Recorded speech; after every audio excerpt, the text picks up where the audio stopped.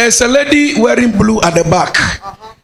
If you are not married, are you married?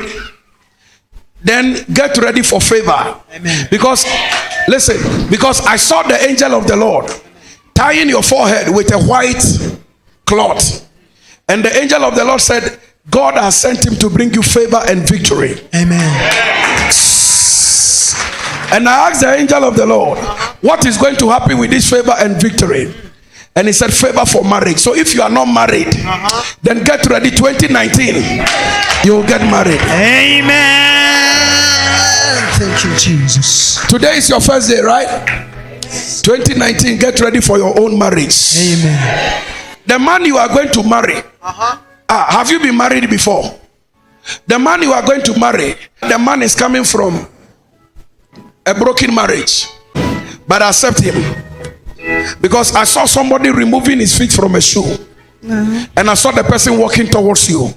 So somebody is going to leave a relationship and come to you, and that is what we call dangerous favor. Dangerous favor.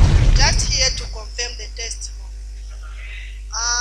On 31st December, the crossover service, I was here. Put the mic closer to your mouth. All right. I was here. I'm at school doing nursing in Senanga. So I came for a holiday. We closed for 2 weeks and I came for a holiday here. Then she invited me for an overnight here. I came here. On that fateful day, I was seated in the corner right there. Then the man of God said, the woman in a dress, in a blue dress in the corner. I didn't come in front. I was scared. I was just in the corner there. Then the prophet he asked the question to say, are you married? I said no. And then he said, this year is your year.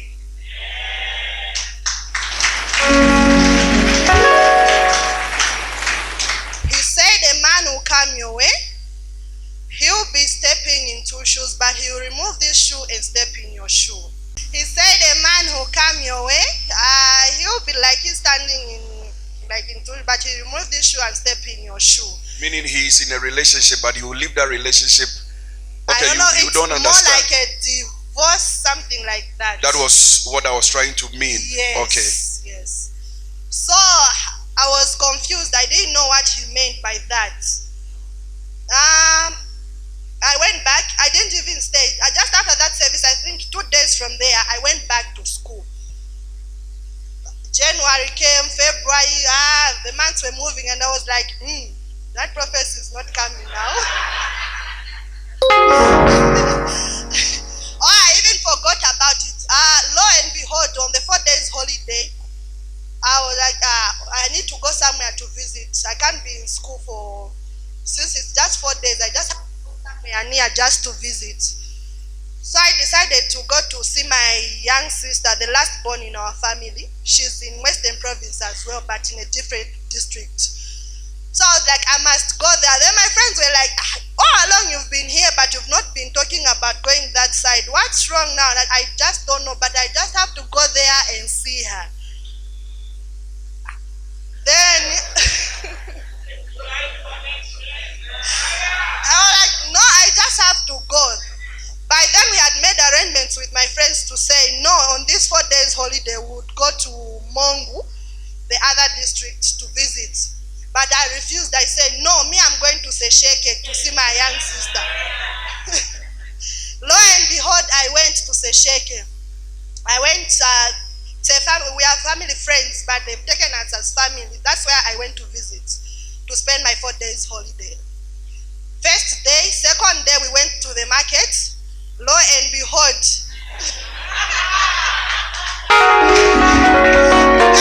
lo and behold, we went into Pep, and then I noticed someone was following us. Then inside Pep. Yes. Someone was following you inside Pep. He was following us from outside. Into Pep. Into Pep.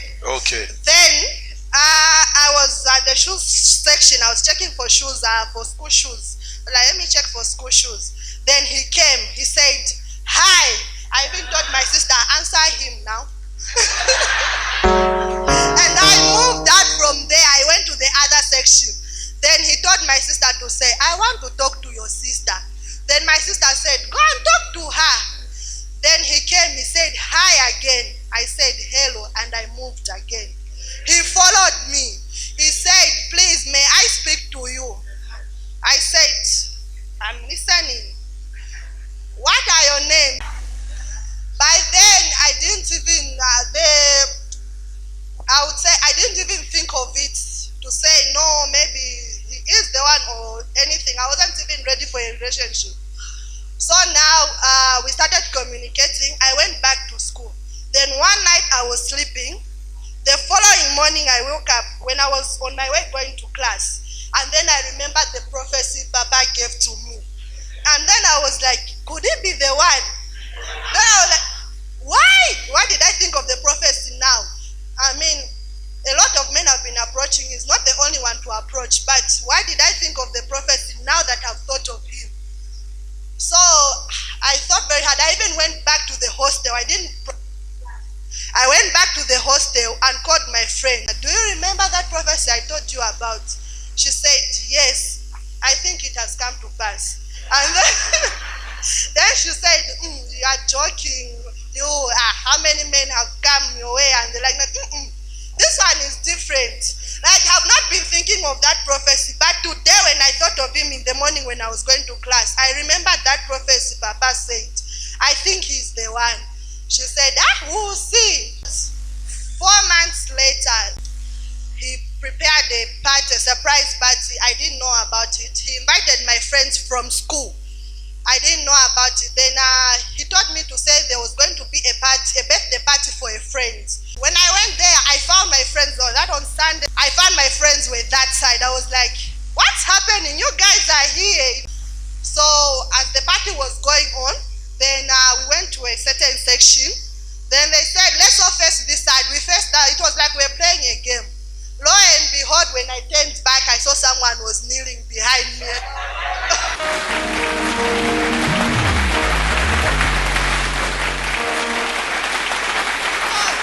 This is what you are seeing here on the 3rd of November. Prior to this wonderful engagement ring you received, have you been married before?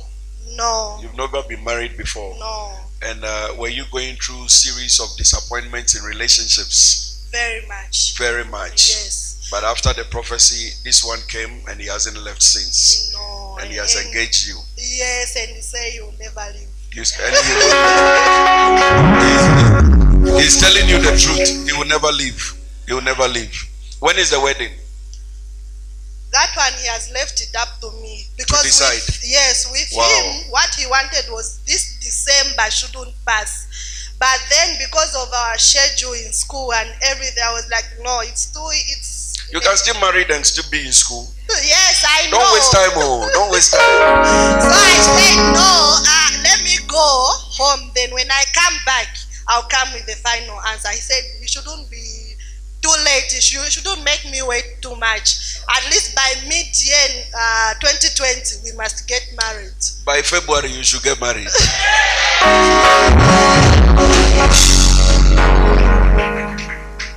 Now, concerning the detail of the prophecy, where I said, this man I am seeing already, his feet are in a certain shoe. Yes. And he's going to remove it and enter into your shoe. Yes. If you are a prophetic child, you will understand that he's coming from a committed relationship into your relationship. Yes. So tell us about that. How is it? So about that, I asked him to say, are you married? He said, I was.